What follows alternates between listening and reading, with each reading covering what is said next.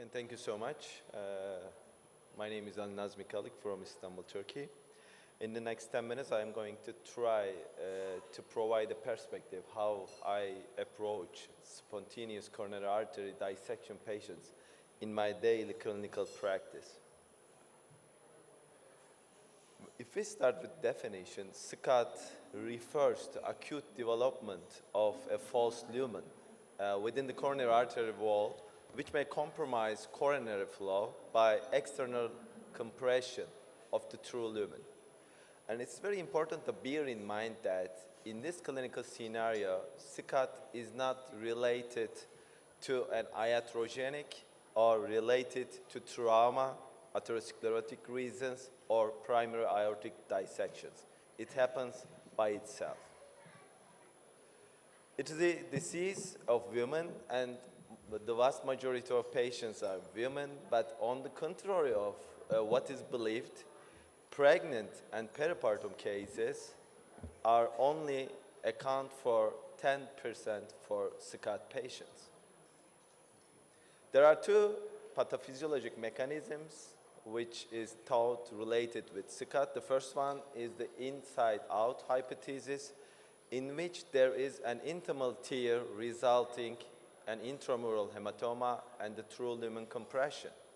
However, in the outside-in model, there is not an intimal tear in the first site, but there is the bleeding vasa vasorum, which leads to intramural hematoma and true lumen compression.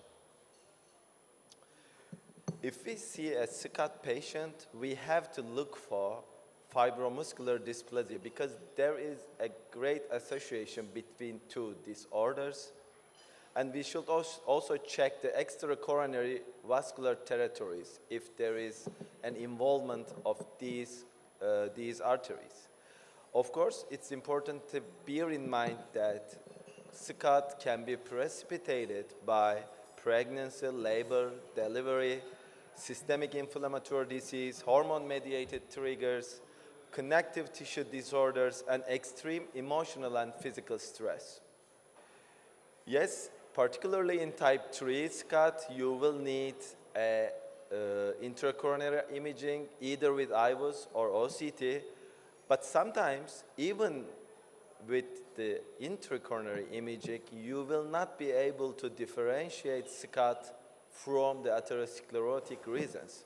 What to do in these cases? You need to know in the first step, you have to consider the SCAD mimickers, which are the atherothrombosis and the other reasons, other causes of Minoka, which are Takotsubo cardiomyopathy, coronary embolus, microvascular angina, and streaming. And please bear in mind that if a patient has coexisting fibromuscular dysplasia, inherited connective tissue disorder, pregnancy-associated MI, and acute presentation, please consider SCAD. But if a patient has a stable presentation, male, and extremes of age, these features are less likely related to SCAD. As I said earlier, at the first step while diagnosing and managing SCAD, please consider the potential differentials and take your angiographic shots after IC nitrate.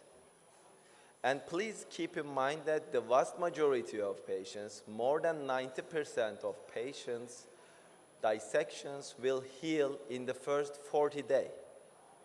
But if your patients have high clinical features, including occluded coronary arteries, cardiogenic shock, active and ongoing ischemia resulting in hemodynamic instability, ventricular arrhythmias, or if your patient presents with an occluded coronary artery, ST elevation MI, consider intervention.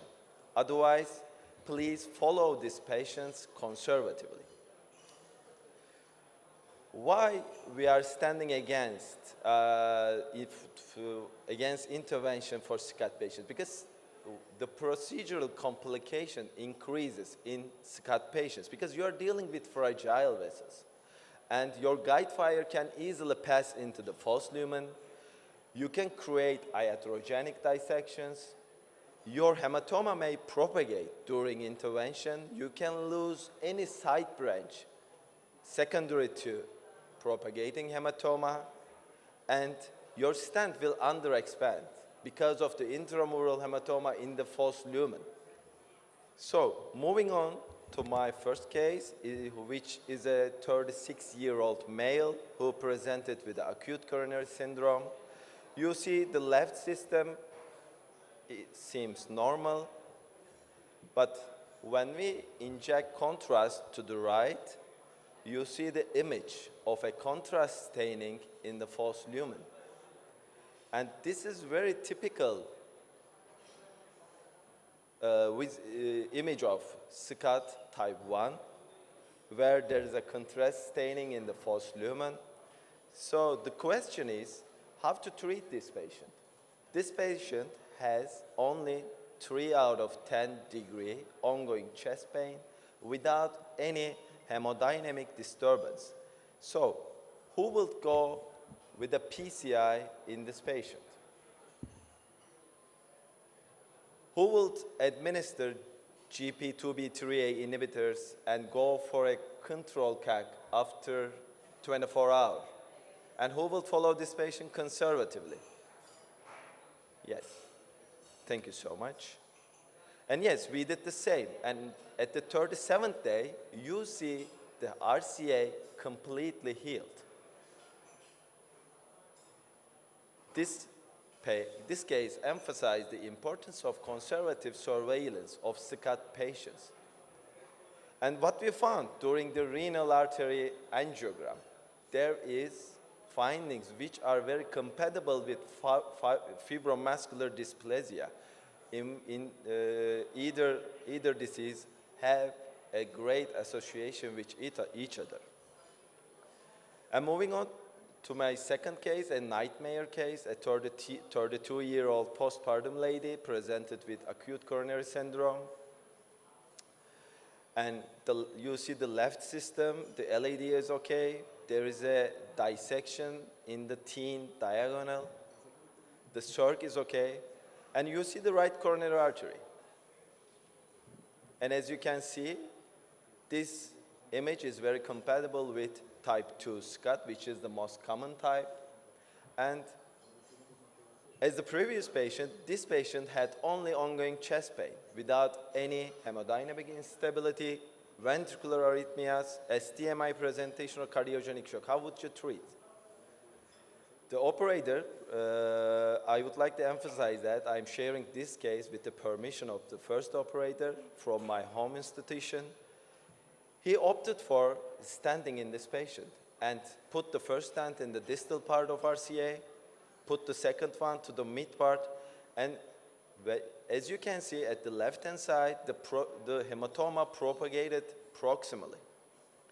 And he decided to go for a third stent.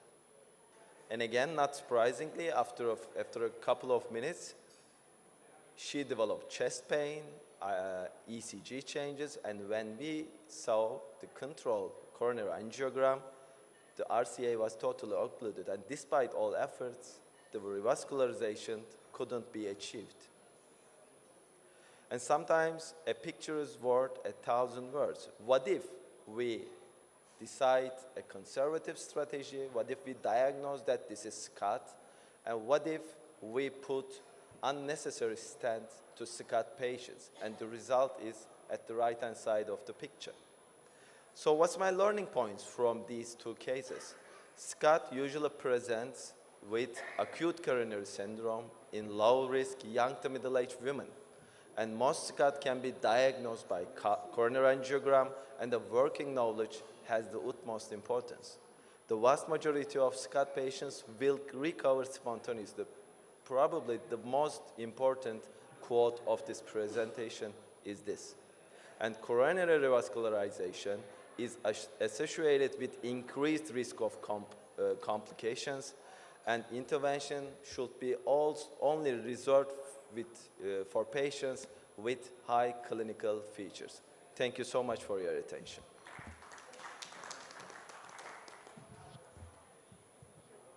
Thank you for the presentation.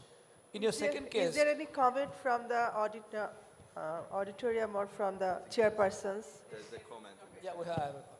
So in your second case, if there was no IVUS, how will you say it's a dissection? Because there was no evidence of dissection on the angiogram, was there? In the second case, In the second case, Let- where they put multiple stents, it looked like a diffuse stenosis. I I think think it at the is very- margins there's some it is- W-men like. It is. Let me show it At the again. margin, some Because it's W-men was important. seen. I think the most important thing is to diagnose SCAD with the coronary angiogram views, because this patient had a totally normal left system, and you see the stenosis in the right. And this is very compatible with the type 2A SCAD. It just So I think it's like not so W1. difficult, because this is by far the most common subtype of SCAD. More than 60% of patients have this subtype of SCAD.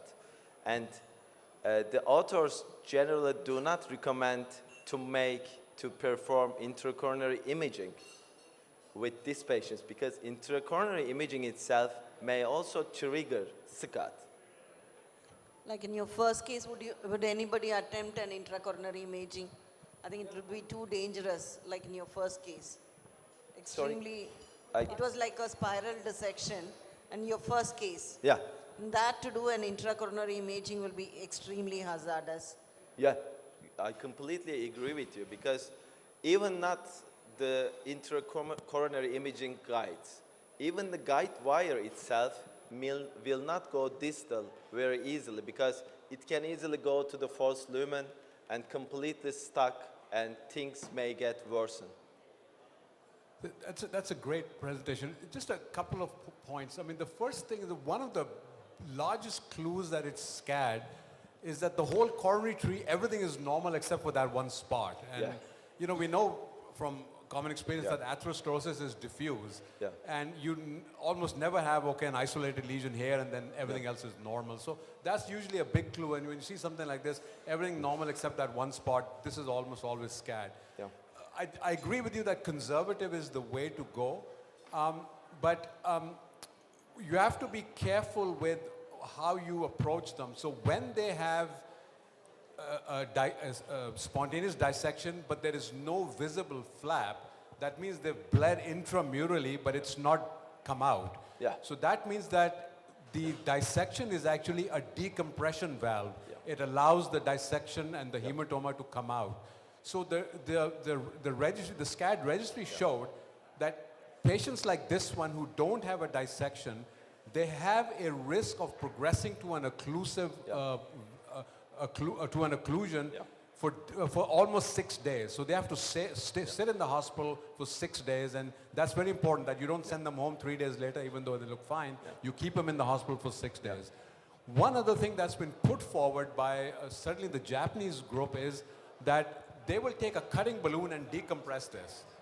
It's been Perfect. done. There are no randomized studies. They're just reports. Yeah. But I think that's something that can be considered. So in the case of this, if they had to do something, a cutting balloon would have been the way to go.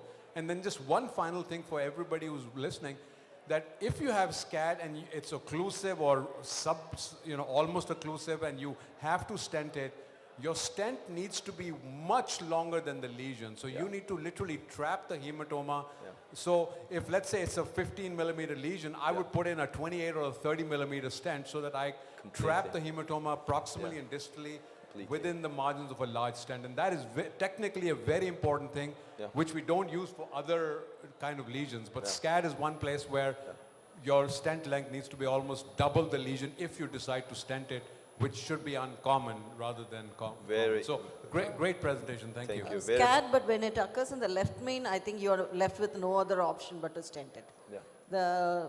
Especially post-pregnancy, we've seen 2 cases of SCAD in left main, and there we had to stent because patient was quite hemodynamically unstable. Completely agree. Very pertinent points. And sometimes they recommend, while stenting SCAD, due to the time limitation, I didn't put some more cases. One is for the type 2. where there is an contained intramural hematoma without any tear, yes, decompression with cutting balloons is suggested. And the second technique is three-stent technique. If there is a SCAD, you need to put the first stent to the distal side, second to the proximal side, and the third between each. So thank you so much for your very pertinent points. Just Aisha. one great comments and Thank you. presentation also. I just wanted to clarify on the intramural hematoma part. Is there any indication angiographically, because I'd imagine you would have to do an IVUS, but is there any indication angiographically, except for the fact that there is no flap, that it might be an intramural hematoma? I think in this case, in particular, you look at the crux to the distal part of the SCAD. There is an intimal tear. This may be secondary to depression because the intramural hematoma grows in the false lumen and then it can depressure itself with a reverse intimal tear to the false lumen. This may happen if the patient is lucky. But as the professor says, if there is a contained intramural hematoma, it is also not recommended to administer these patients dual antiplatelet therapy. The single antiplatelet therapy is the best options because if you administer depth in this patient, the amount of intramural hematoma in the false lumen will increase. I guess my follow-up question would be, what is your threshold for imaging in SCAD? Because we know it would propagate the dissection. So when would you image? When we do imaging, for the type 3, if for the ambiguous lesions, if you cannot distinguish a type 3 SCAD from the atherosclerotic reasons, I will go for IC imaging. But if I can have the diagnosis with the angiographic view, I wouldn't opt for it. Thank you, Dr.